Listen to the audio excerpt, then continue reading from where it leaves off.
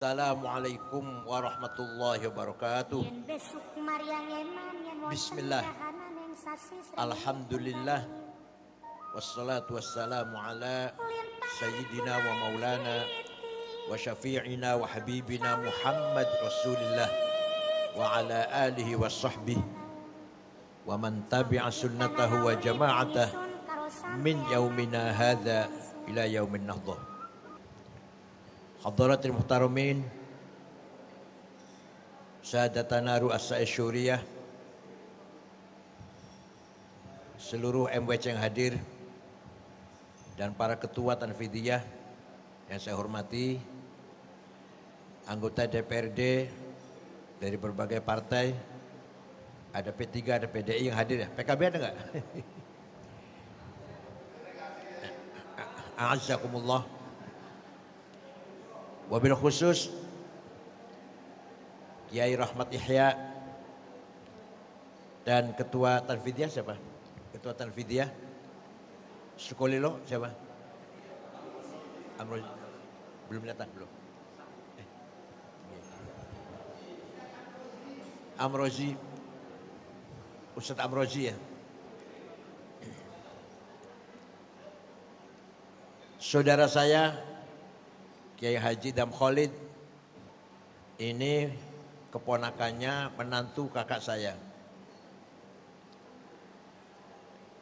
Yang terhormat Bapak Camat Sukolilo, Kiai nggih. Kiai Muhammad Dzul Haidar. Calon Syuriah ini. Lurah, Pak Kepala Desa Ustadz Ahmad Fida Fajar, Kiai juga atau HK hampir Kiai lah. Ustadz Haris Nurullah, Kiai Irfan Haris, Kiai Zudi, Mas Gufron, Ketua KUA, Ketua MUI, Ketua Jatman, Muslimat Fatayat, Ansor, Pagar Nusa, Ibnu PPNU, Ayul Huduril Karim.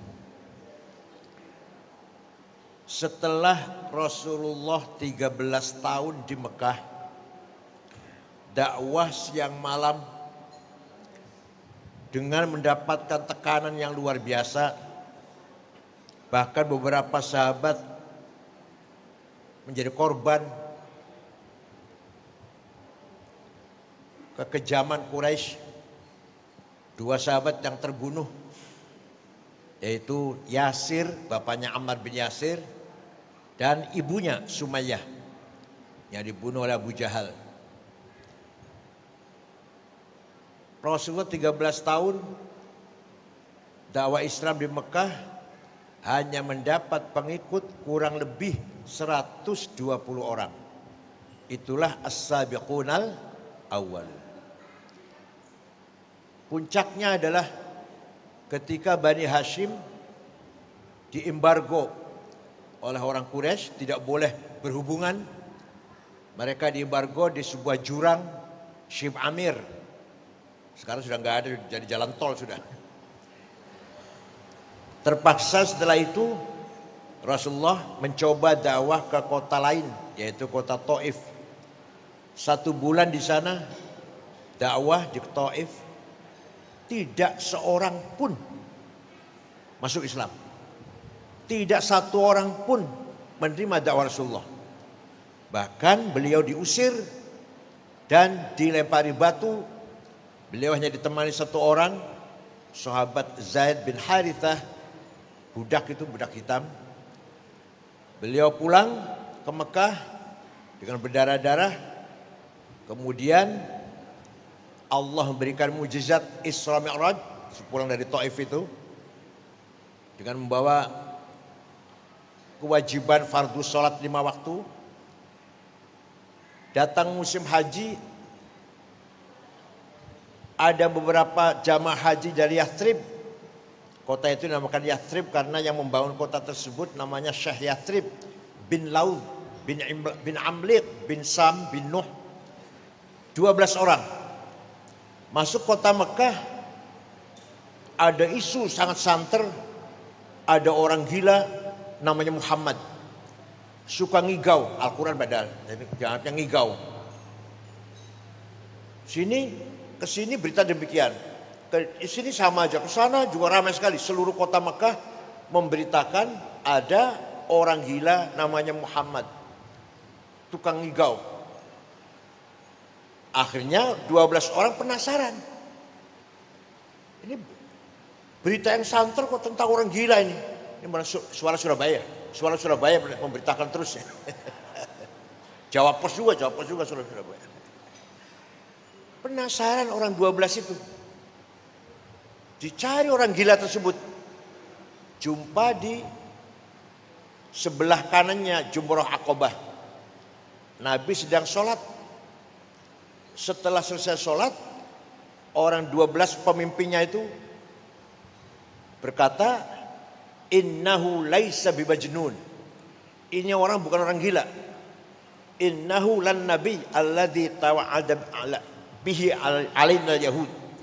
Ini nabi yang sedang ditunggu-tunggu oleh Yahudi.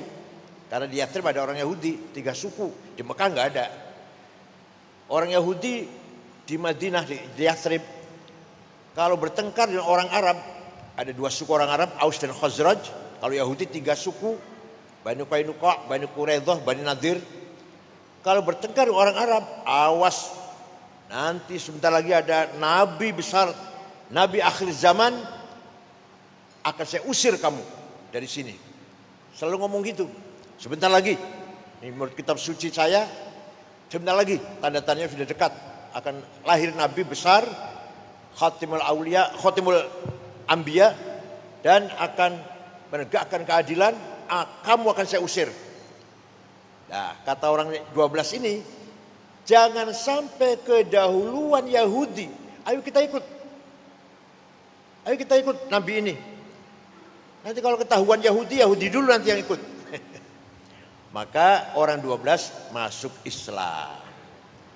Ini cerita singkat loh. Kalau rinci ya 2 tahun. Tahun depannya dari Madinah haji 72 orang. Langsung ketemu dengan Rasulullah di situ. Ringkas cerita, mengajak beliau pindah ke kota Yathrib.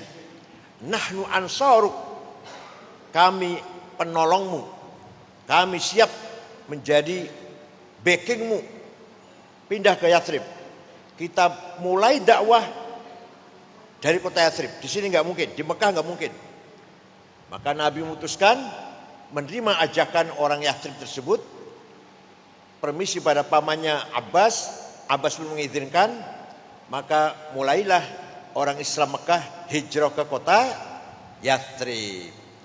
Nabi pun akhirnya hijrah dengan Sayyidina Abu Bakar. Ringkas cerita gitulah. Sampai di sana Rasulullah mendapatkan masyarakat yang majmuk, bineka, plural.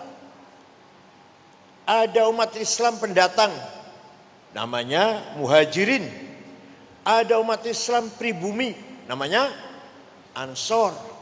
Ada non-muslim Yahudi 3 suku. Masih ada pagan, musyrikin masih ada sedikit. Nabi memutuskan, Bismillahirrahmanirrahim. Hadza kitabu Muhammad. Al-muslimuna min Quraisy wal muslimuna min Yathrib wal Yahud wa man tabi'ahum wa lahiqa bihim wa jahada ma'hum innahum ummatun wahidatun min dunin nas. Bismillahirrahmanirrahim. Hadza kitab Muhammad. Ini keputusan Muhammad. Muslim pendatang, muslim pribumi, dan non-muslim Yahudi, asalkan satu visi misi, jahada ma'hum, lahiqa bihim, asalkan satu cita-cita, maka sebenarnya semua ini adalah satu umat. Jadi Rasulullah ketika di Yathrib tidak memproklamirkan negara Islam, tidak memproklamirkan negara Arab. Emang di Quran nggak ada, Pak. Di Quran tidak ada terminologi umat Islam, umatan Islamiyah. Ayo kalau ada silakan. Nggak ada. Yang bilang ada berarti nggak pernah baca Quran itu. Paling kulhu karo falak nas bacanya, ayat kursi. tahlilan. Kalau kita baca Quran, tidak ada dalam Quran secara eksplisit ummatan Islamiyah. Jadi umat Islam itu nggak ada. Jangankan negara Islam, ummatan Arabiyah nggak ada. Nah, Nabi membawa misi wa kadzalika ja'alnakum ummatan wasata. Umat wasata yang ada, umat yang bermartabat, yang keren, yang disegani oleh seluruh umat yang lain. Isinya umat wasaton itu pendatang, pribumi, non muslim, Arab, non Arab, muslim, non muslim. Dimulai dari Yasrib.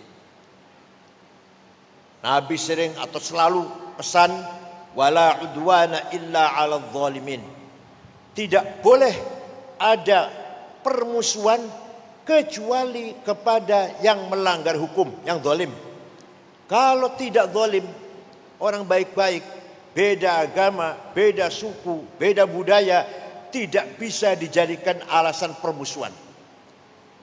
Wala udwana illa 'alal zalimin. Itu khatib-khatib Jumat biasa ngeluarin itu ya, biasa ya. Biasa ngeluarin itu kan. Tapi mereka enggak sadar apa artinya, enggak sadar mereka.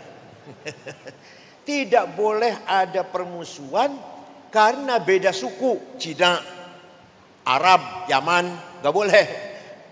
Apalagi Eropa misalkan.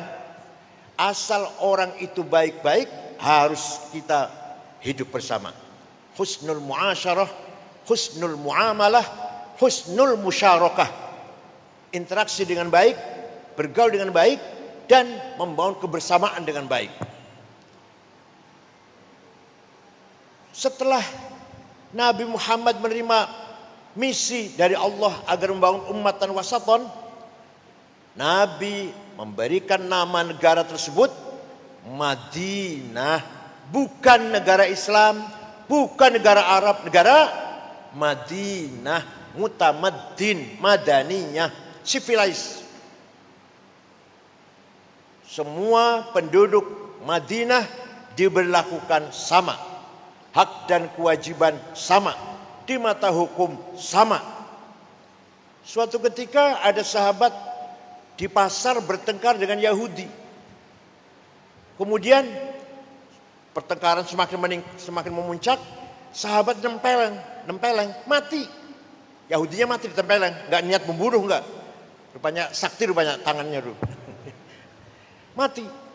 Nabi marah besar dengan mengeluarkan statement, man qatala dhimmiyan fa ana khasmuhu yaumal qiyamah wa man kuntu khasmahu falam yashum maraihatal jannah. Barang siapa membunuh non muslim, nanti hari kiamat berhadapan dengan saya. Dan barang siapa berhadapan dengan saya, jangan harap masuk surga. Luar biasa ini, luar biasa. Seorang nabi memberi proteksi kepada non muslim. Apalagi sama muslim, apalagi kepada non muslim saja seperti itu. Suatu ketika ada maling ketangkap oleh apa? Yang patroli kalau malam-malam apa namanya? Sabar ya. Usama bin Zaid lapor Rasulullah, saya nangkep maling perempuan. Ternyata malingnya anaknya tokoh sahabat Utsman bin Maz'un. Jadi gimana? Untuk menjaga nama baik bapaknya, keluarganya, dilepas saja ya, nggak usah dihukum, dilepas sajalah.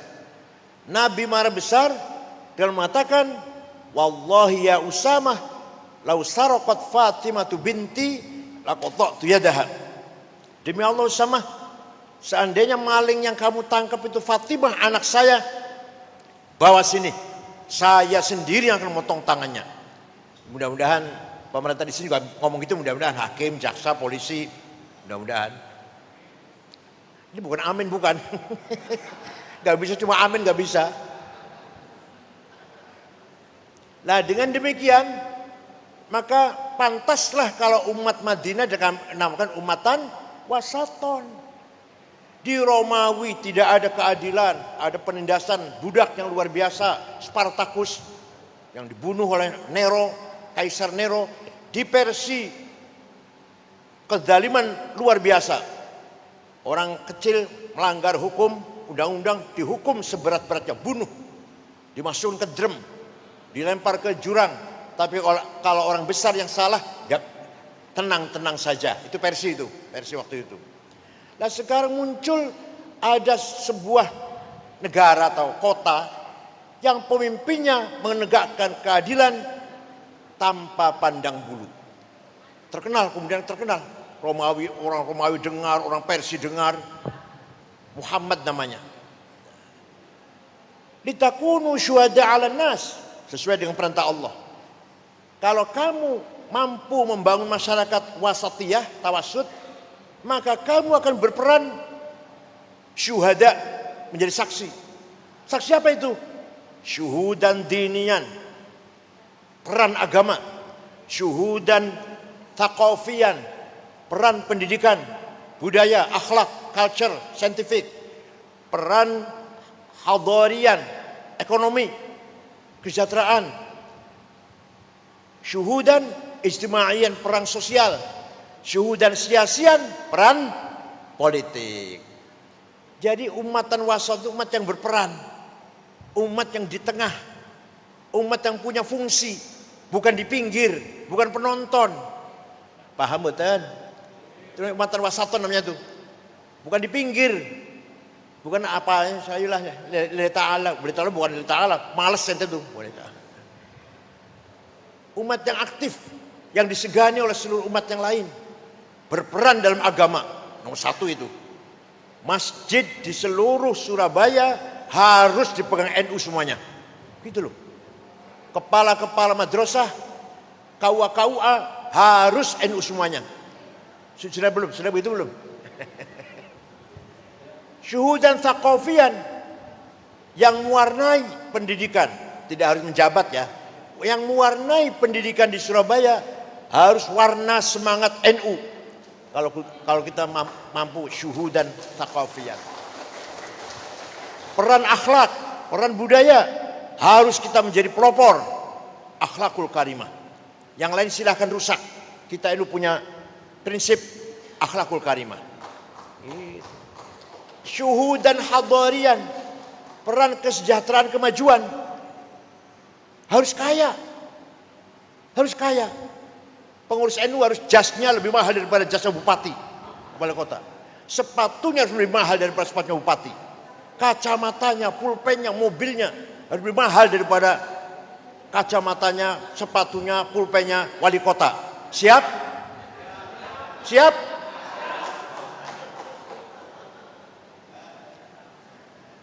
Harus mampu, peduli dalam bidang kesejahteraan, mengangkat harkat hidup masyarakat anggota NU. Bagaimana caranya? Jadi umatan wasat itu umat yang keren, bermartabat, berperan, bukan penonton, bukan di pinggir, pemimpin, ketua, komandan, panglima, direktur, wali kota, bupati, gubernur, gitu loh. Kalau yang gubernur namanya syuhudan siasian. Direktur bank, syuhudan hadarian. Kepala pasar, syuhudan hadarian. Bos nelayan, ya bos nelayan ya, yang punya kapal nelayan. NU juga itu. Waduh. Ketua koperasi. Apalagi? Itu siasian kalau sama siasian. Itu yang ekonomi ini. Yang pegang BPR, pegang koperasi. KUD, harus NU itu.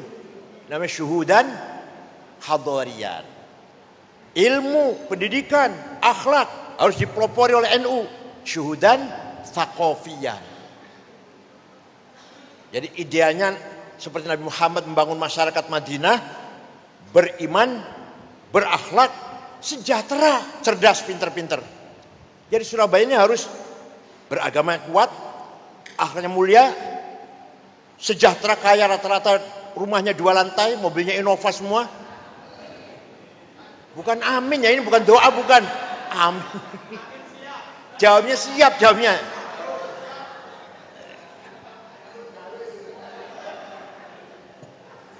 Ayo coba kita lihat. Waliya'lamal ladzina utul ilma annal haqqu min rabbik fayu'minu bih.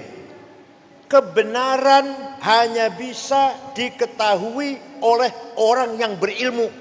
Artinya hanya dengan ilmu kita bisa benar. Waliya'lamal ladzina utul ilma annahul haq. Kalau mau benar dengan ilmu. Ilmu apa saja? Benar apa saja? Hanya Quran yang mengatakan demikian. Kitab suci yang lain nggak ada yang menghormati ilmu, menghargai ilmu pengetahuan setinggi langit. Thalabul ilmi fardhatun. Pinter itu wajib. Kalau pinter itu wajib, bodoh itu dosa. Pinter itu bodoh dosa. Wal yakhshal ladzina law taraku min khalfihim dzurriyyatan dhi'afan khafu 'alaihim. Jangan sampai kamu mati meninggalkan anak cucu yang melarat. Di Quran ini. Jadi kalau kita mati meninggalkan anak cucu yang sejahtera, menikmati tinggalan harta kita. Artinya kaya itu wajib. Kaya itu melarat.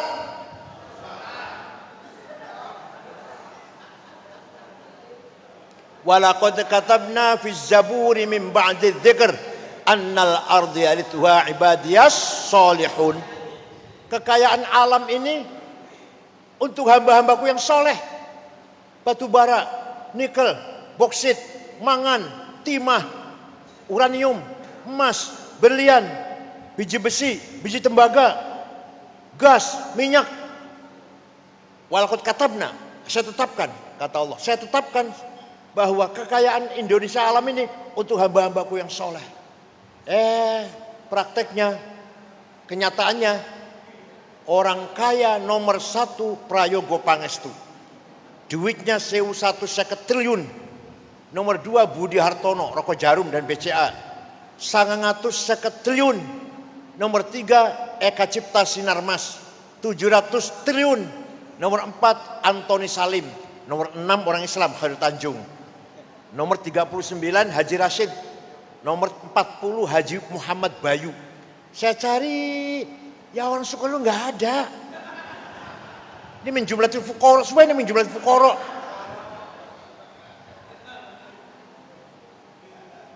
Jadi yang namanya Madinah, mutamaddin, negara yang beriman, beragama, bertakwa, cerdas, berilmu, sejahtera.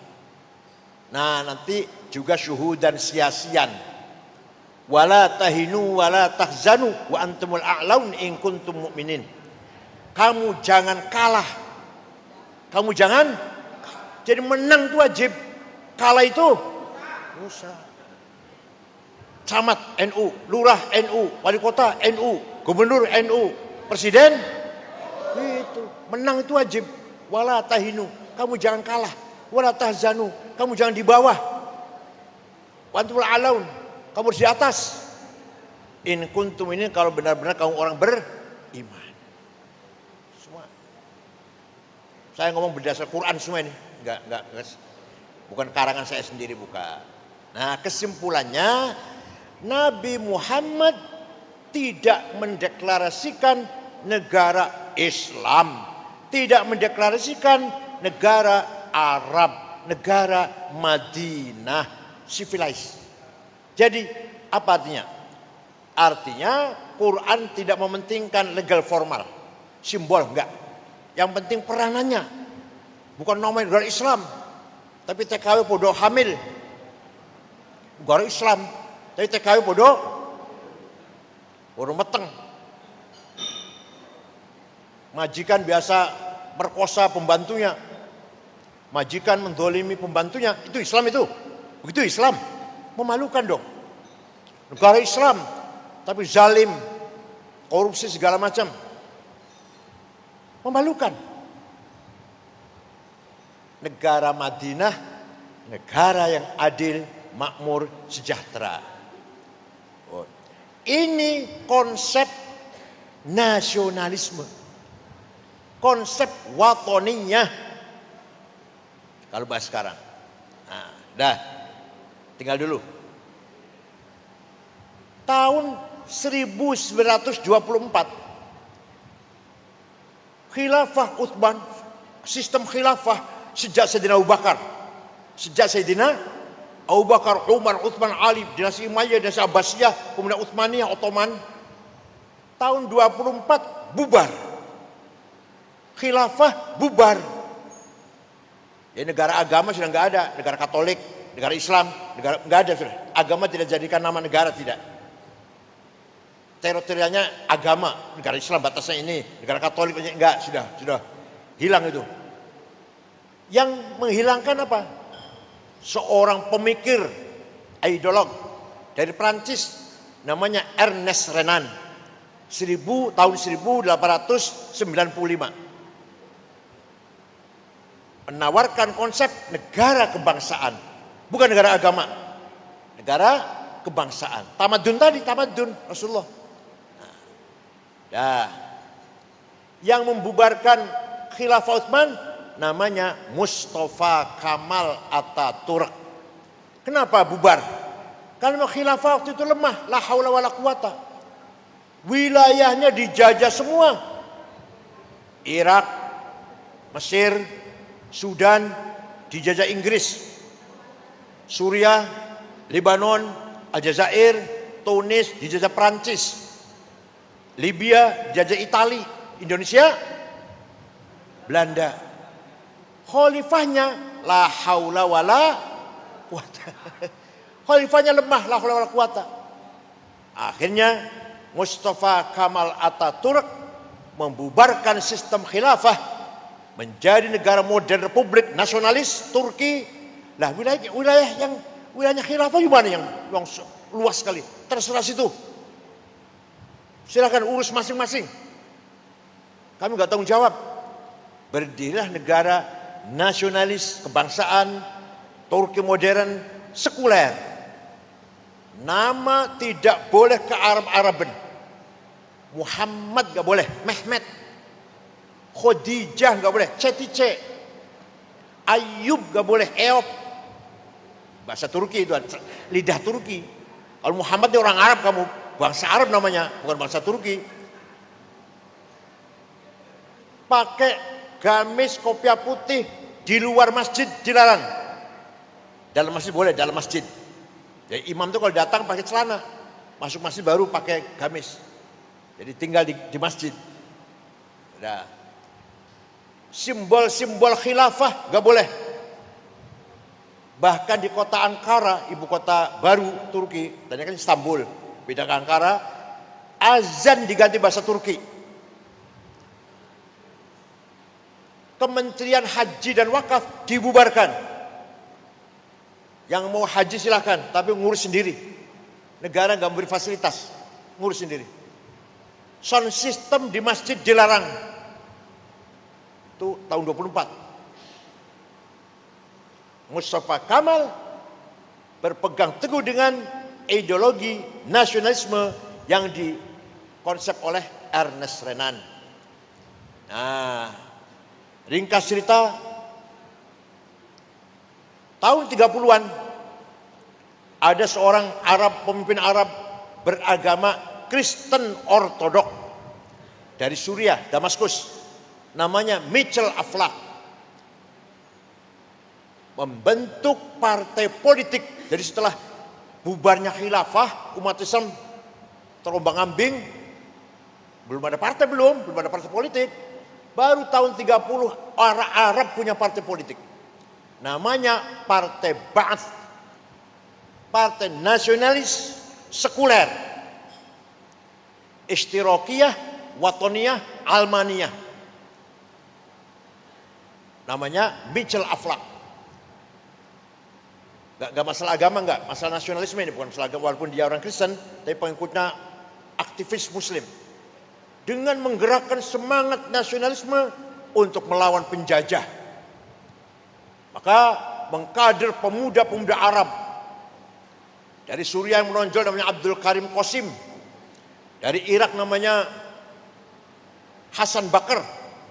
Dari Mesir Jamal Nasir. Libya Abdus Salam Jalud. Dari Tunis Habibur Ghaibah. Dari Sudan Ja'far Numairi.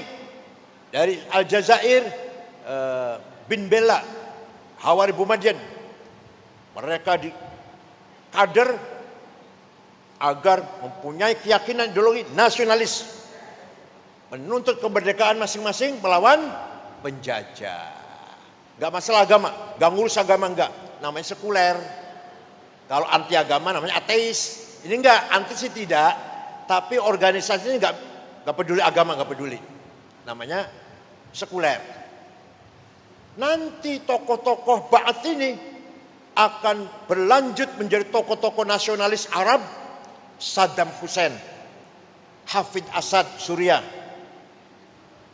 Jamal Nasir, Anwar Sadat Mesir, Sudan, Aljazair bin Syadil bin Jadid, dan seterusnya lah.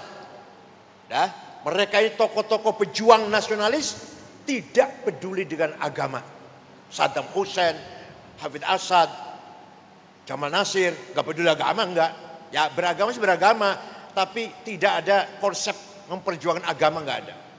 Nah, tahun 37 orang Islam baru sadar, kita harus punya partai nih. Lahirlah partai pertama yang berdasarkan Islam dari Mesir, namanya Ikhwanul Muslimun. Pendirinya namanya Syekh Hasan Banna Al-Azhar, jebolan Al-Azhar. Asli orang Maroko aslinya. Mengkader pemuda-pemuda, ayo Islam bangkit, Islam bangkit, Islam bangkit. Menghadapi sekularisasi ini.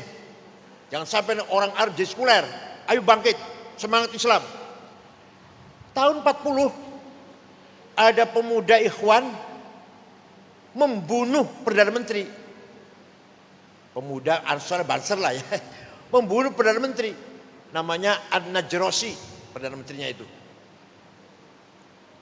Hasan Banna marah. Bukan begitu yang saya maksud.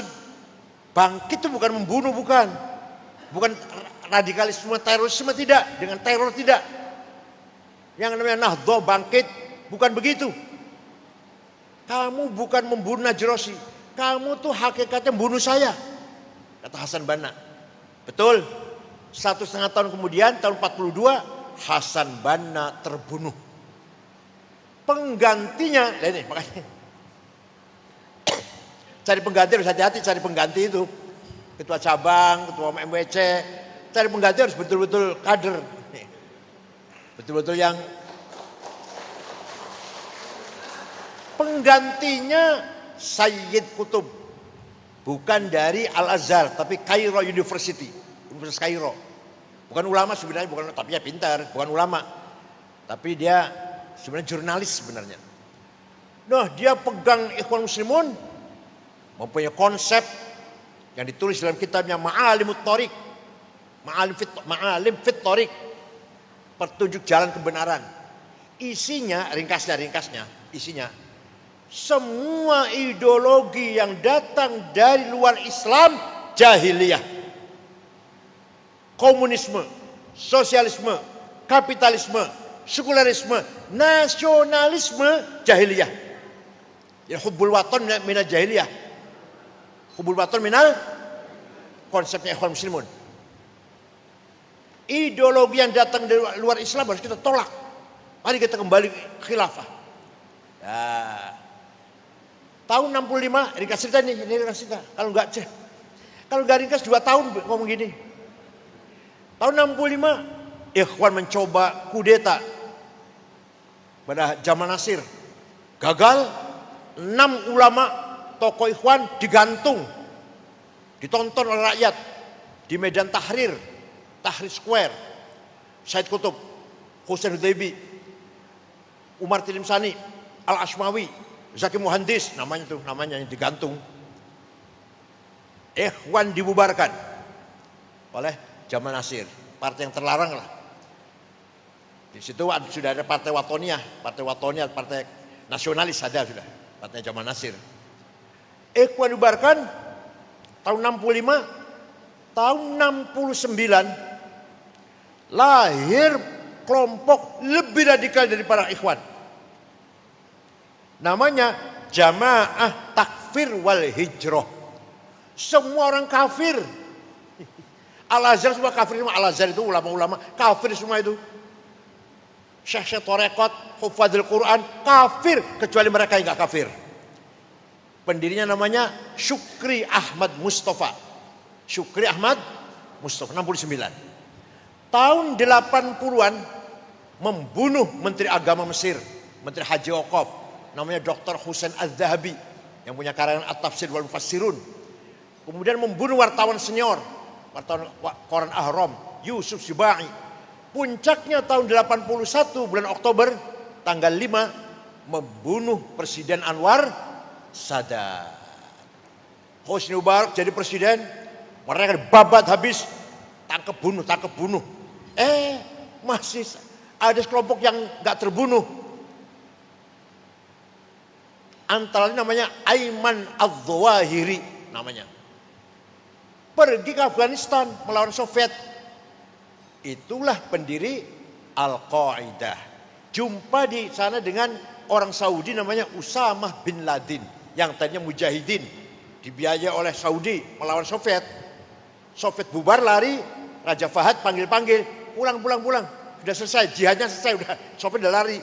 Yang pulang, yang tidak pulang antara lain Usamah bin Laden, uangnya banyak, dia orang kaya, dan Aiman Az-Zawahiri dari Mesir, mendirikan Al-Qaeda. Paham gak? Urutan cerita ini? Di Indonesia beda dengan Timur Tengah. Di Indonesia, ini Masya Allah luar biasa. Hadratus Syekh Kiai Haji Hashim Asy'ari berhasil, sukses menanamkan prinsip yang integral antara agama dan nasionalisme. Konsep nasionalisme dari Ernest Renan, katakanlah gitu, walaupun Mbah Hashim tak baca apa enggak Ernest Renannya. Walaupun Mbah Hashim baca bagus bukunya Ernest Renan, namanya What Nation bukunya namanya. Mbah Hashim saya kira enggak baca, tapi beliau menerima konsep kebangsaan dengan syarat integral, menyatu dengan teologi iman. Lahirlah syiar hubbul waton minal iman. Luar biasa nih Pak, gak sembarangan. Kiai Timur Tengah gak ada. Jadi kalau Timur Tengah itu yang berjuang nasionalis, Saddam Hussein, Hafid Assad, Jamal Nasir, nasionalis saja, gak peduli agama. Yang berjuang agama gak pernah bicara nasionalis, agama saja, Said Kutub.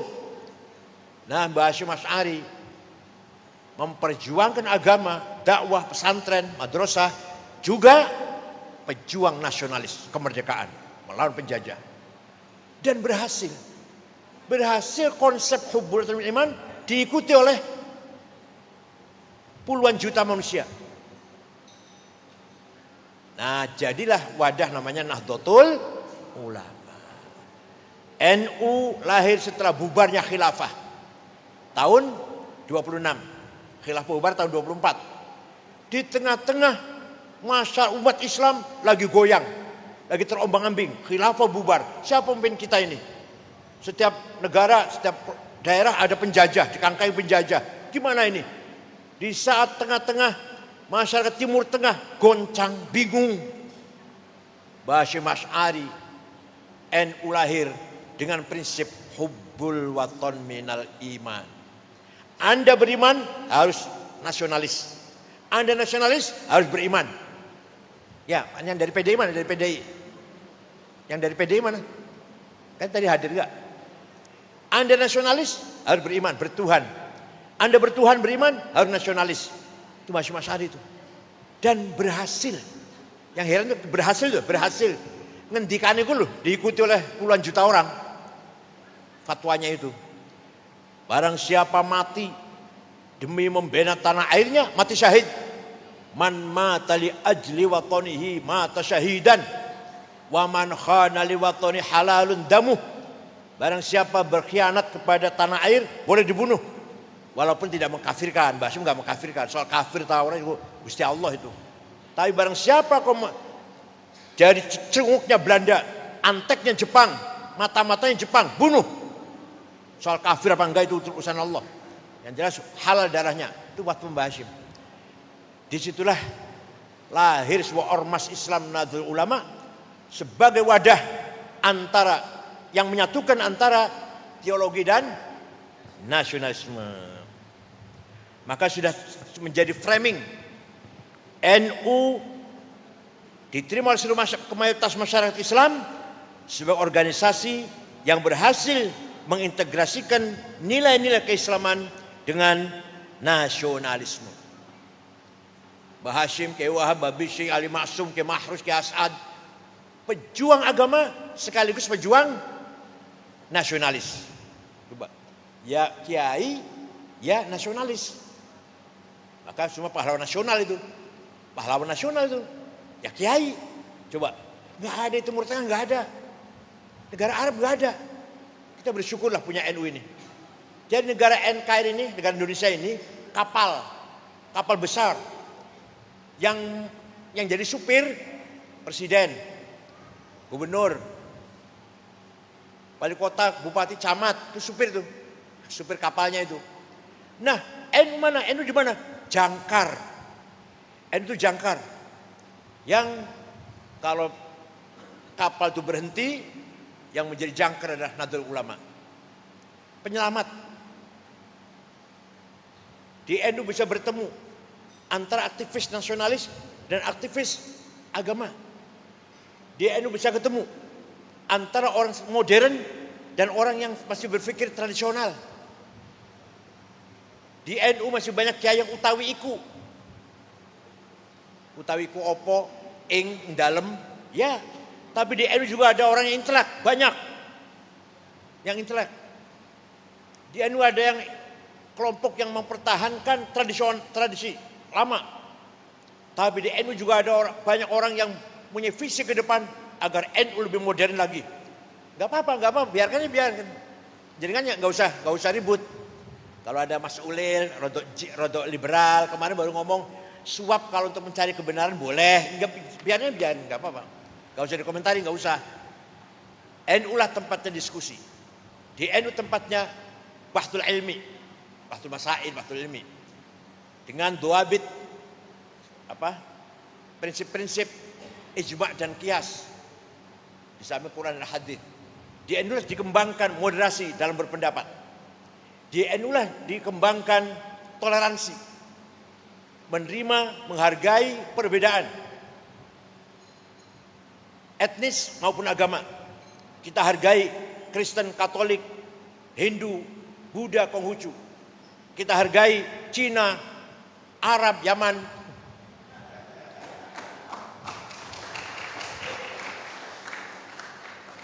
Kita orang bule lah yang hidup di. Apalagi yang suku asli Nusantara harus saling menghargai. Jawa, Sunda, Madura, Melayu, Batak, Dayak, Ambon, Bugis. Harus kita saling satu sama lain menghargai. Itulah sesuai dengan negaranya Rasulullah, negara Madinah. Luar biasa. Yang sangat menonjol. Fatwa resolusi Hasyim Asy'ari. Nikah mau datang. Tentara Inggris dipimpin oleh Brigjen Malabi mau datang, alasannya mau mencari orang Belanda yang ada dalam penjara. Kan Jepang kan memenjarakan orang Belanda. Masih banyak dalam penjara Indonesia ini yang orang Belanda yang dipenjara Jepang. Maka kedatangan nikah itu alasannya untuk mencari orang-orang Belanda yang dalam penjara. Oke. Ternyata membawa senjata berat. Membawa pesawat tempur. Maka Presiden Soekarno, Muhammad Hatta, Jenderal Sudirman berunding, ini bukan hanya sekedar ingin mengambil orang Belanda yang masih sisa-sisa orang Belanda dalam penjara Jepang, bukan. Ini jelas nih, mau berbuat menjajah lagi nih, mengembalikan penjajahan ke Belanda. Maka gimana? Kita lawan. Waduh, tentara baru istirahat, baru bernapas. Itu kan Oktober tuh. Jadi Agustus, September, Oktober, tentara baru istirahat. Jadi gimana? Dikeroyok dikeroyok oleh rakyat. Namanya intifadah. Seperti anak-anak Palestina tuh, tentara Israel yang pakai tank baja dilempari batu, namanya intifadah, bukan perang. Kalau perang sama-sama senjata, ini enggak. Tank baja dilawan dengan batu, kerikil, anak-anak Palestina dulu. Namanya intifadah. Nah, oke, setuju. Dilawan oleh rakyat. Tapi yang bisa menggerakkan rakyat itu siapa? Yang omongannya bisa didengar oleh rakyat.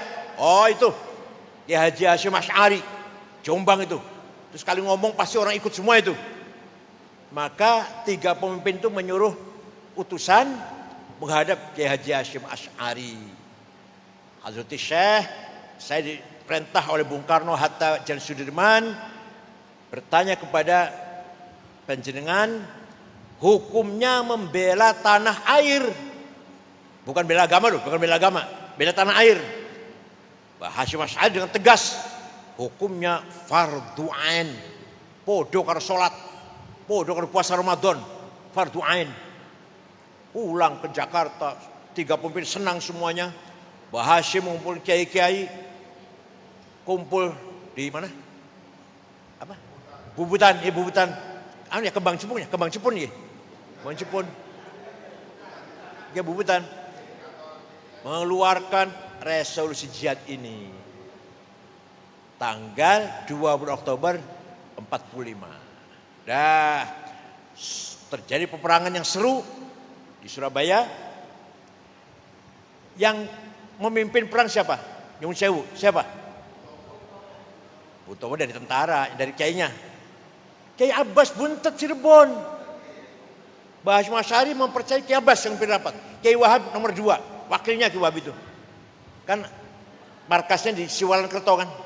Di Siwalan Kerto sana, satu rumah. Kiai Abbas dari Cirebon. Hati-hati sama orang Cirebon, hati-hati loh. Sakti-sakti. Kiai Wahab itu wakil malah.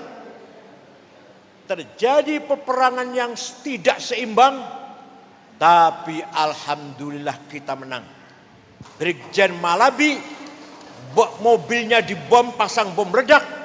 Yang masang bom bukan tentara, santri Tuburin namanya Harun. Hanya sayang Harun gak lari, malah ingin lihat seperti apa. Hasilnya seperti apa. Dikira mercon. Harun pun gugur di sebelahnya mobilnya Brigjen Malabi. Itu sejarah yang harus kita perjuangkan, sejarah ini harus disebarkan, harus dipahami, harus didengar oleh anak cucu kita. Jadi yang melawan nikah itu ya tentara ya, oke peran tentara Bung Tomo ya. Tapi yang paling pokok utama adalah rakyat yang dipimpin oleh Hasyim Asy'ari. Fardhu ain, bela tanah air ini. Gak ada ulama Timur Tengah ngomong kayak gitu. Percaya sama saya di Timur Tengah 13 tahun, pulang bawa anak 3. S1 sampai S3 lah. Saya tahu persis ulama Timur Tengah itu. Gak pernah bicara nasionalis, tanah air enggak. Agama itu aja yang dibicarakan. Kalau ulamanya ya. Jadi framing pertama adalah NU, organisasi yang mengintegralkan antara teologi dan nasionalisme. Framing kedua, resolusi jihad, perjuangan fisik mempertahankan NKRI. Kalau ide sudah lama ide fisik, perang fisik, kiai mimpin perang di depan. Kalau kita sekarang isyura kan mimpin istighotha di depannya. Kalau kiai dulu perang bukan istighotha.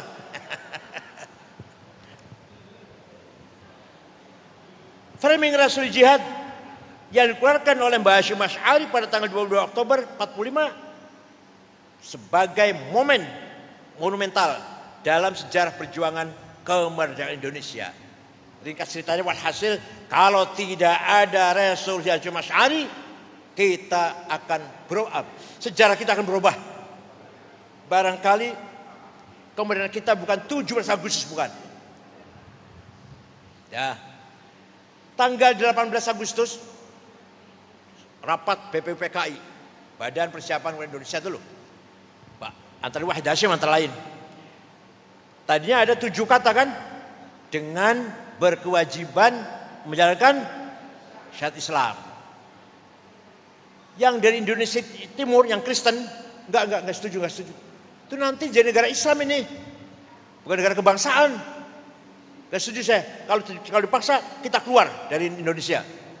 Mau merdeka sendiri, kata orang Kristen yang Indonesia Timur, NTT atau Ambon lah. Kiai Wahid Hasyim pulang ke Jombang. Belum ada WA ya. Pulang ke Jombang. Lapor pada ayahnya, gini. Mbah Hasyim Asy'ari jawab, ya nanti malam tak sholat dulu. Malamnya sholat, besoknya Wahid kembali ke Jakarta. Saya setuju. 7 kata dicoret. Dengan berkewajiban menjalankan Islam, coret, saya setuju itu. Kenapa? Yang penting negara ini kuat dulu, bersatu dulu. Setelah negara ini kuat, maka kita berjuang di atas negara yang kuat itu. Dakwah, pesantren, madrasah, pengajian, istighotsah di atas negara yang persatuannya kuat. Aduh, bener banget Pak, bener sekali itu. Bukti. Afghanistan mujahidin sukses, berhasil, Masya Allah luar biasa itu, melawan Soviet terbirit-birit lari dari Afghanistan.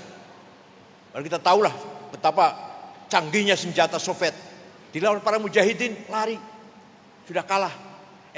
Begitu bebas dari Soviet, pecah Taliban, negara Islam. Burhan Rabbani yang jadi presiden dibunuh itu, dia presiden, hafal Quran, keluar Al-Azhar, dibunuh itu oleh Taliban, kafir katanya, antek Amerika. Burhan Rabbani enggak, negara kebangsaan, negara nasionalis. Yang Taliban negara Islam, perang karpe dewe.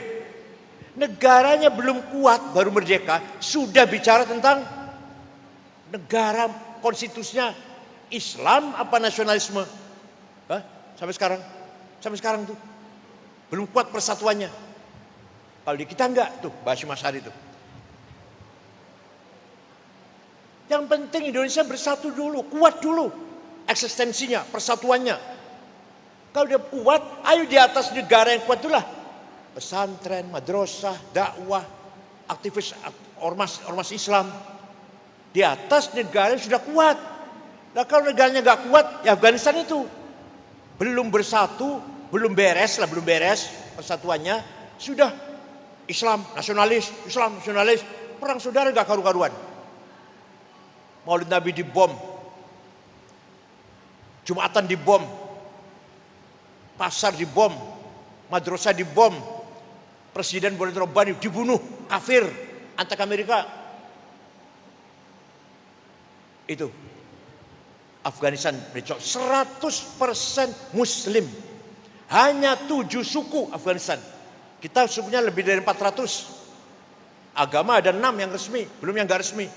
Gotoloco, Sabtodarmo, Sambelun, Subud, Sunda Wiwitan, Karuhunan, Kapitayan, Kaharingan, Darmo Gandul. Alah. Coba kita mau ngadain pesantren, masjid, mau bangun apa harus ada IMB? Ya harus sih. Gampang diurus nanti belakangan, ya gitu ya. Ya. Bangun masjid tanpa IMB kan? Bangun madrasah tanpa IMB kan? Pesantren nggak ada IMB-nya kan? Iya nanti gampang diurus belakangan. Nggak apa-apa, pemerintah diem aja. Maulid Nabi malam-malam, istighotsah malam-malam, 10.000, 20.000 orang dibiarkan oleh negara yang berdasarkan Pancasila, nggak berdasarkan Islam tidak. Di Saudi Arabia Pak, Saudi Arabia mau ngumpul orang 10.000, tangkap sampean. Mau bangun madrasah tanpa izin, tangkap. Di kita bangun madrasah dulu, peletakan batu pertama dulu, biayanya dari mana? Ya di jalan, seser, gitu ya. Bangun masjid, batu pertama, dan mana dananya? Nyeser jalan, Masya Allah. Aman-aman ya. IMB nanti gampang belakangan IMB itu apa itu IMB itu makhluk apa IMB itu makhluk apa itu ya Allah bebas banget, bukan negara Islam tapi kita aktivitas dakwah Islam bebas sebebas-bebasnya. Kenapa? Karena persatuan kita kuat. perpindahan dari era Orde Baru ke era reformasi. Ada korban, ada bakar-bakar, ada korban korban nyawa banyak, ya termasuk banyak lah. Perkosaan juga banyak, tapi hanya 6 bulan. 6 bulan setelah berdiri multi partai, ada berapa? 54 ya? 54 partai ya? Selesai, udah selesai. Tinggal meneruskan reformasi aja ini. Di Afghanistan 40 tahun. Di Irak belum selesai. Libya setelah terbunuhnya Gaddafi belum aman. Somali, Suriah, mudah-mudahan selesai lah. Tapi udah bertahun-tahun itu konfliknya. Kenapa? Karena persatuannya kurang kuat. Watoniyahnya, nasionalismenya kurang kuat. Kita reformasi ada korban. Ada darah mengalir. Di mal-mal itu anak-anak dibakar. Di Jakarta, tapi Surabaya ada sedikit ya. Surabaya juga ada sedikit. Yang paling banyak Jakarta. Makassar ada sedikit. Cina diperkosa, bakar rumahnya, tokonya. Ada memang korban. Tapi 6 bulan. Setelah itu ada pemilu multi partai, 54 partai. Sah.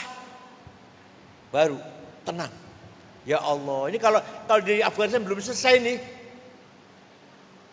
Tahun 98 sampai sekarang kan. Alhamdulillah. Kenapa itu tadi? Karena persatuan kita kuat. Udah mantap sudah. Peran NU sangat besar dalam menjaga persatuan ini. Peran ulama sangat besar. Jangan dianggap sepele. Dalam menjaga keutuhan NKRI ini. Kemudian yang ketiga, yang paling penting lagi. Framing moderasi beragama. Terkenal dan telah terbukti nyata. NU cara beragama moderat. Kita hormat dengan perbedaan agama. Berdasarkan Quran, Pak. Wala tasubbul ladzina yad'una min dunillah. Jangan kamu mencaci maki orang yang tidak menyembah Allah. Jangan caci maki orang Kristen, Katolik, Hindu, Buddha, Konghucu. Quran. Wala tasubbul ladzina yad'una min dunillah fayasubbul adban bighairi ilm kadzalika zayyana likulli ummatin 'amalahum thumma ila rabbihim marji'uhum fayunabbihum bima kanu ya'malun. Masing-masing umat punya kebanggaan sendiri-sendiri, agamanya, bahasanya, budayanya harus kita hormati. Agama Kristen, budayanya seperti ini, bahasanya seperti itu, kita hormati. Quran itu Pak, luar biasa Quran itu. Jadi berangkat dari Al-Quran inilah prinsip toleransi, moderasi. Tidak boleh fanatik, tidak boleh eksklusif, tidak boleh monopoli kebenaran, nggak boleh. Masing-masing agama membawa kebenaran menurut agamanya masing-masing loh ya. Pak, paham tak? Masing-masing agama menawarkan kebenaran. Menurut pengikutnya, ya benar. Kebenaran saya kata Kristen begini, kebenaran Buddha begini, kebenaran Hindu ya begini. Kita pun bawa kebenaran, menawarkan kebenaran. Ayo kita berlomba menawarkan kebenaran pada masyarakat. Tidak dengan caci maki, tidak dengan wabima rahmatin minallahi lahum walau kunta faddan ghalidhal qalb lan faddu min haulik. Kalau kamu kasar Muhammad, seandainya kamu kasar Muhammad, niscaya orang Mekah lari meninggalkan kamu. Itu turunnya ayat itu ketika Fathu Makkah tahun 8 Hijriah. Nabi masuk kota Mekah diikuti para sahabat 12.000. Orang Mekah ketakutan, dikira Nabi Muhammad mau balas dendam. Ternyata Nabi masuk kota Mekah, al-yaum yaumul marhamah. Hari ini hari kasih sayang. Tidak ada balas dendam. Saya maafkan semuanya. Akhirnya orang Mekah semua masuk Islam. Wa ra'aitan nasa yadkhul fi dinil afwaja. Lihat Muhammad, orang Mekah masuk Islam semuanya. Ya Allah. Tapi Sayyidina Abu Bakar baca ayat itu, turun ayat itu, nangis. Ini pertanda bahwa Muhammad sudah akan berakhir. Yang lain senang, sahabat-sahabat yang lain senang. Orang Mekah masuk Islam semua. Jumlahnya orang Islam sudah 100.000. Karena Mekah paling padat penduduknya waktu itu. Orang yang lain senang, Abu Bakar menangis. Dengan adanya masuk Islam, orang Arab masuk Islam semua, pertanda Nabi Muhammad sudah akan berakhir. Itu Nabi Muhammad memberikan amnesti pada penduduk Mekah yang dulu menyakiti Islam, membunuh, menjemur sahabat Bilal. Saya maafkan. Tidak ada hukum, nggak ada hukuman, nggak ada, balas dendam nggak ada. Dengan demikian orang Mekah semua yadkhuluna fi dinillahi afwaja. Seandainya kamu congkak kayak Rizik itu, kayak Bahar Semit itu, lari orang nggak mau Islam-Islaman.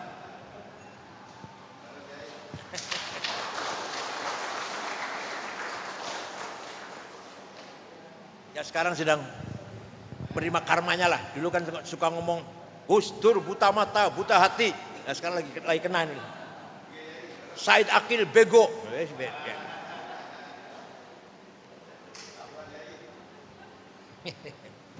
Berkembang dari itu, NU melangkah lebih maju lagi, menawarkan perdamaian global. Itu terutama dimulai dari Gus Dur terutama. Terus terang saja. Sebelum ketuanya Gus Dur, Rois Amnya sebelum Pak Kiai Ahmad Siddiq, NU itu masih bermimpi konstitusi negara ini syariat Islam. Syariat Islam masih dijadikan konstitusi, dasar hukum negara. Masih ada. Maka Pak Harto juga curiga kan. Kiai Ahmad Siddiq dan Gus Dur terpilih tahun 84, yes, Jobodo, NKRI, Pancasila, Bhinneka Tunggal Ika, Undang-Undang 45 sudah final. Tidak boleh kita bermimpi ingin menjadikan syariat Islam sebagai konstitusi. Tapi syariat Islam diamalkan, bukan dikonstitusikan.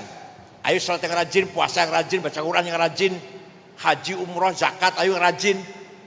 Tapi tidak menjadi konstitusi. Konstitusi kita tetap Undang-Undang Dasar 45. Itu Kiai Ahmad Siddiq dan Gus Dur. Setelah itu baru kesinnya mantap. NU nasionalismenya sudah kokoh sudah. Nah, oleh karena itu misi hubbul watan iman, Islam toleran, Islam moderat, dibawa Gus Dur ke luar negeri. Mulailah masyarakat dunia tahu siapa itu NU, apa itu NU. Bagaimana visi misinya? Luar biasa. Gus Dur biasa ketemu dengan Paus di Vatikan, ketemu dengan tokoh Protestan di Belanda, di Jerman. Selalu hubungan dengan non-Muslim, mengenalkan ini NU. Sehingga apa? Dampaknya positif. Orang kota, orang intelek tidak malu ngaku NU.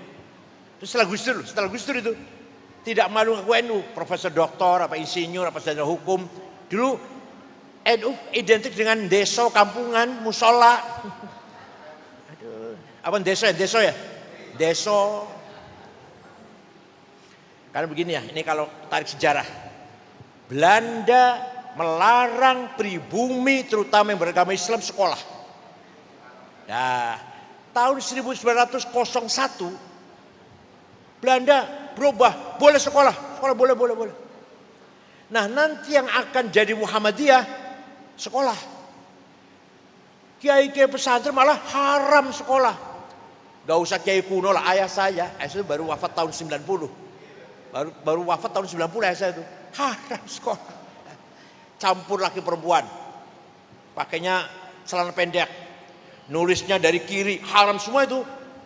Nulis dari kiri, celananya pendek, paha kelihatan, campur perempuan laki, haram. Sehingga akibatnya apa? Akibatnya setelah merdeka, Muhammadiyah menguasai manajemen, ilmu sosial, antropologi, ilmu politik. NU yang nggak ngerti, ketinggalan. Tapi Muhammadiyah tidak punya ulama yang tafaqquh fiddin, ahli tafsir, ahli hadis, ahli fikih, nggak ada. Apal Quran aja nggak ada yang apal Quran. Ya ada barangkali 1-2 lah. NU menguasai tafaqquh fiddin, tapi ketinggalan dalam bidang manajemen, sosial, ilmu sosial dan seterusnya lah. Kalau sekarang alhamdulillah sudah nggak ada apa polarisasi seperti itu, udah nggak ada. Di kota ya NU Muhammadiyah ada, di kampungnya apalagi. Sudah dulu enggak. Islam kota Muhammadiyah, NU, Islam kampung. Kan dulu itu. Sekarang sudah enggak. Di tengah-tengah kiai mengharamkan dasi, Kiai Wahid Hashim pakai dasi. Di tengah-tengah kiai yang mengatakan buka kopiah ini fasik, tandanya wong fasik orang kopiah. Kiai Wahid Hashim, Kiai Mahfud Siddiq enggak pakai kopiah. Pakai jas potongan seperti jas orang Belanda haram. Kalau jas potongan Jawa boleh, potongan orang Belanda haram. Kiai Wahid Hashim, Kiai Mahfud Siddiq pakai jas seperti itu. Walhasil ya harus begitu. Nah, tidak boleh berhenti. Terus pemikiran tatawurat asal kita tidak berubah dalam prinsip akidah Ahlussunnah wal Jamaah. Soal yang lain-lain thaqafah dan hadarah, pendidikan, budaya, hadarah, kesejahteraan, enggak boleh mandek. Mulai besok NU harus kaya, gitu loh. Mulai besok NU harus pinter. Anak-anak NU, pemuda-pemuda NU. Yang bisnis silakan, yang rajin. Jam 3 bangun tahajud. Syukur-syukur jam 2, kalau saya jam 3. Salat tahajud. Istighfar 100 kali. Sholawat Muhammad 1000 kali. Alif Lam Sajdah sekali. Yasin sekali. Waqiah 3 kali. Tabarok sekali. Pas sampai subuh. Bar subuh sholat golek duit. Sampai duhur makan siang sholat duhur golek duit. Sampai asar sholat asar cari uang. Sampai maghrib leren. Maghrib leren. Silaturahim, tahlilan, jamiahan. Dengan tetangga ketemu dengan anak-anak. Jagongan. Bar isya istirahat, makan malam, tidur, jam 3 bangun. Coba. Bukan saya berarti nyuruh kaya itu mengendorkan ibadah, tidak. Ibadah pun yang rajin. Tahajud tidak boleh ditinggalkan. Malah bagi Imam Abu Hanifah, mazhab Hanafi, witir itu wajib. Witir itu wajib Abu Hanifah. Kita Syafi'i sunnah. Tapi berulang kali di Quran menghimbau kita agar sholat malam. Berulang kali di Quran itu. Betapa mulianya nilai sholat malam itu. Ayo kita belajar sholat malam yang istiqomah. Gak usah banyak-banyak lah. Katakanlah 5 rakaat aja. 2, 1 witir. Itu witir. Masih malas 3 lah. 3 udah. 2 dan 1 udah lah cukup. Asal tiap malam istiqomah. Continue. Jangan dong-dongan. Dong-dongan itu apa? Dong-dongan itu apa? Apalagi susah, waduh rajin tahajud. Begitu sudah jadi DPR, lupa sudah.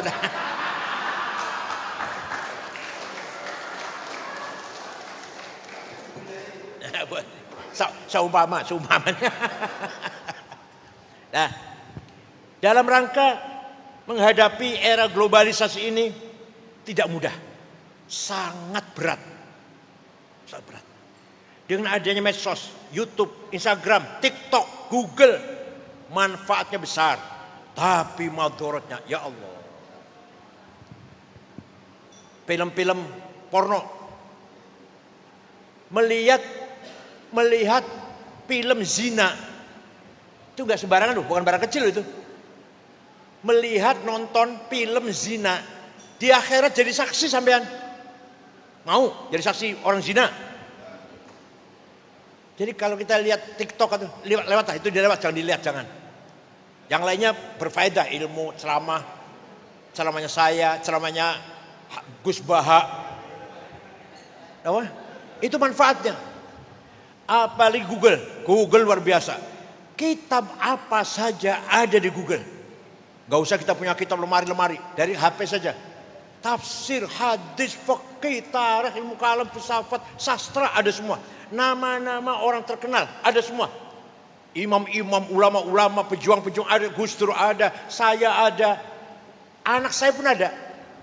Di Google ada anak saya, Dr. Rihab, RIHAB. Mulai terkenal mulai. Dia psikologi Islam. Itu dokternya ilmu jiwa Islam. Kelebihannya bahasa Arab menguasai, bahasa Inggris menguasai. Itu kelebihannya, itu aja kelebihannya. Kalau dia menguasai buku Arab dan buku Inggris, maka bisa terkenal. Mulai ada di Google, Rihab Said Akil, anak saya itu. Nah, nanti di Kongres Muslimat dia mau ngisi apa? Ada session di sana. Tanggal berapa ya? Tanggal 12. Ada session. Judulnya kesehatan mental nanti. Menghadapi era globalisasi ini, politik global. Amerika dan Cina ingin menguasai dunia ini. Ekonomi global. Standar ekonomi, standar bisnis, standar moneter di luar bukan di tangan kita. Minyaknya dari Saudi, tapi yang menentukan harga bukan Saudi. Timah dari kita, batu bara dari kita, nikel dari kita, tapi menentukan harga bukan kita. Itu era globalisasi namanya. Namanya era globalisasi. Minyak goreng bukan kita, coba lihat. Kita yang bisa menguasai harganya tempe, itu bisa itu. Mendoan, apa manis emping, itu bisa itu. Batu bara, nikel, timah milik kita. Yang harga sekian. Itu loh. Luar. Budaya, ini yang paling bahaya lagi. Budaya, akhlak, cara berpikir sudah dikuasai oleh bukan kita. Kita punya prinsip, tapi anak kita wallahu a'lam. Ada yang kalanya terprovokasi oleh ceramah-ceramah di YouTube yang radikal dengan dalil-dalil Quran, ekstrim, teroris. Ada yang terhasut dengan provokasi liberal di YouTube ini. Nah, kalau anak kita nggak dijaga, pasti akan jadi korban globalisasi cara berpikir dalam hidup ini. Ini NU harus canggih betul memasuki era globalisasi yang sangat-sangat penuh dengan persaingan yang luar biasa. Politik, ekonomi, budaya dikangkangi oleh negara besar. Dikangkangi kita ini, dikangkangi. Kita inilah haula wala quwata lah. Yang paling bahaya budaya. Ayo. Ya kalau di Surabaya barangkali masih kuat ya. Kalau di Jakarta pakai jilbab malu. Pakai sarung malu. Sudah mulai begitu anak mudanya. Kayak kopiah malu. Tuh, satu sisi. Yang sisi lain takbir, sisi lain pakai gamis. Bukannya gamis, badan. Harus dari Surabaya yang pertahankan tawassut wasatiyah, modern tapi tetap prinsip Ahlussunnah wal Jamaah. Tapi kita modern, pakai celana nggak apa-apa, pakai dasi nggak apa-apa, tetap Ahlussunnah wal afdhalul dzikri fa'lam annahu. Pakai dasi itu budaya itu, milik kita, itu harus dipertahankan. Kita kan nggak marem ya, semua diajak gini sama mama. Ayo kita baca Fatihah yang pahalanya untuk Rasulullah, para sahabatnya. Marem boten. Yang marem ilah hadratin Mustafa Rasulullah sallallahu alaihi wasallam wa auliya ilah masyar ardil maghribiha bari wa bahriha jibaludin. Padahal kita nggak ngerti apa itu yaminiha wa syamiliha wa shimaliha. Kita nggak ngerti marem kita baca Fatihah. Ila hadratin Mustafa sallallahu alaihi wasallam wa jami' ali wasallam kiram wa tabi'in tabi'in ila qiyamati bi ihsan wa auliya ilah masyar ardil maghribiha bari wa bahriha jibaludatiha an yamin shimaliha ulama sadina fiddin. Buatin opo sebus lah. Al-Fatihah marem. Kalau diterjemah malah enggak marem. Gimana terjemah yuk. Mari kita baca Fatihah sama-sama. Yang pahalanya kita persembahkan kepada Rasulullah, para sahabatnya, para keluarganya, dan para pengikutnya, dan para wali-wali Allah, dan para ulama. Marem betul? Boten. Itu namanya thaqafah. Budaya namanya budaya. Nah, apalagi berjanji debat. Jangan ditinggalkan. Silakan pakai celana, silakan pakai dasi. Silakan perempuan juga pakai celana, silakan asal tutupi aurat lah. Asal tetap berjanjian, tetap debaan, tetap burdahan. Kiai Rois Syuriah harus hafal burdah, berjanji. Kalau nggak hafal jangan diamplopin.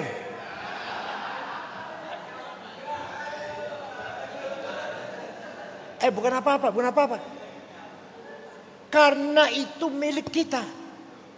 Berjanji, debat, talqin, manaqib Syekh Abdul Qadir Jilani, milik siapa itu?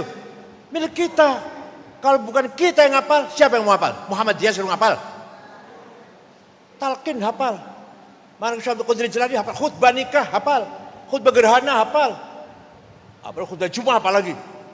Kalau ada kiai Rais Syuriah khutbah Jumat baca, jangan pakai lagi. Apa bedanya kalau SAG? Mosok keluaran tebuir talir boyo ta proso khutbah moco. Bodoh karo SAG. Mimbar masjid jangan dikasih buku khutbah, buang. Kalau ngundang berjanjian jangan sediakan bukunya. Jangan sediakan bukunya, biar apal-apalan. Kalau nggak hafal jangan kasih amplop. Karena itu milik kita. Jangankan itu Pak, jangan itu. Ngesai kita pun itu utawi iku. Ayo kita pertahankan, itu budaya kita itu. Utawi mim, khobar kho, fa'il fa, ya Allah. Pihak lain nggak ada itu. Kita bangga dengan milik kita, itu kita kebanggaan kita. Muhammadiyah nggak punya, Persis nggak punya, Wasliyah nggak punya, Al-Irsyad nggak punya. Kita yang punya. Utawi, iku kho, fa'il fa, maf'ul bih, fa utawi limubtada iku khobar opo li fa'ilin wana ibi dhohar wa ing li maf'ulin bihi krono li maf'ulin li ajlihi wa ing dalam dhorof serta li maf'ulin ma'ah wa kang sifah silatu mausilin kada mithul sifah wa mutlaqul maf'uli fihi kelawan kada kaba ujari fatlu bil bayan apane litamizi hale halu fastahidu bil hifdzi ya rijalu. Milik kita itu. Kalau bukan kita pertahankan, ayo siapa lagi? Alhamdulillah mim utawi iku lai kho. Paham betul? Namanya warisan yang kita warisi, thaqafah yang kita warisi dari para leluhur kita. Salat pakai kopiah itu juga simbol.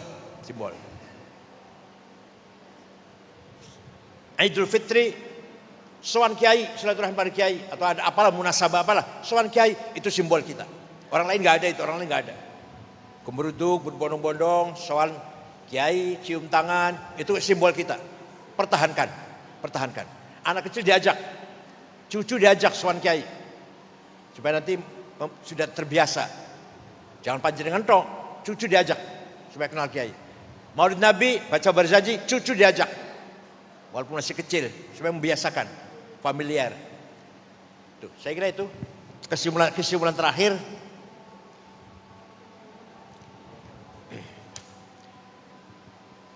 Framing jangka panjang. Sustainability. Apakah anak kita sudah disiapkan untuk melanjutkan perjuangan kita? Hadza su'alun azim. Big question. Tanya pada kita masing-masing. Kita sudah menyiapkan belum? Anak cucu kita siap meneruskan menerima estafet perjuangan kita? Itu. Kalau panjenengan sih kader jelas, panjenengan kader semuanya. Tapi jangan ke depan, apakah cucunya ibu siap? Sudah disiapkan belum? Untuk menjadi kader. Nah, ini harus disiapkan. Jangka panjangnya ini. Jangan sampai ya naudzubillah anak Syuriah, anak Tanfidiyah, anak malah musuhi NU. Tahlil bid'ah, Maulid Nabi bid'ah, ziarah kubur musyrik. Kan banyak ya. Bukan di Surabaya bukan. Banyak. Saya punya teman waktu kuliah PMI, itu anaknya nggak mau NU. Banyak itu banyak. Ayo kita siapkan untuk keberlanjutan Ahlussunnah Jamaah NU ila yaumil. Makanya kita harus bangga dengan sejarah NU. Anak cucunya juga harus tahu sejarah NU. Kira-kira NU nggak punya peran apa dalam persaturan bangsa ini? Saya kira itu. Nah, ini baru doa ini. Allah fad auladana wa dzurriyyatina minal fitani wal mihan wa minal kufri wal fusuqi wal fujuri wal isyan. Ya Allah, jagalah anak cucu kita dari fitnah, dari cobaan yang berat, dari kefasikan, kemungkarotan dan penyimpangan, apalagi sampai kekufuran. Ya Allah, ihfadhum khudh bi aidihim lima fis shalah wal khair was sa'adah fid dunya wal akhirah. Peganglah, tolonglah anak cucu kami ambillah tangan-tangan mereka, dituntun menuju kebahagiaan dunia dan akhirat. Rabbana ma khalaqta hadza batila subhanaka faqina adzabannar. Rabbi yassir wa la tu'assir wa atimma bil khair. Wal yatalattaf wa la yash'uranna bikum ahada. Wa sallallahu sayyidina Muhammadin bil ummi wa alihi wasallam.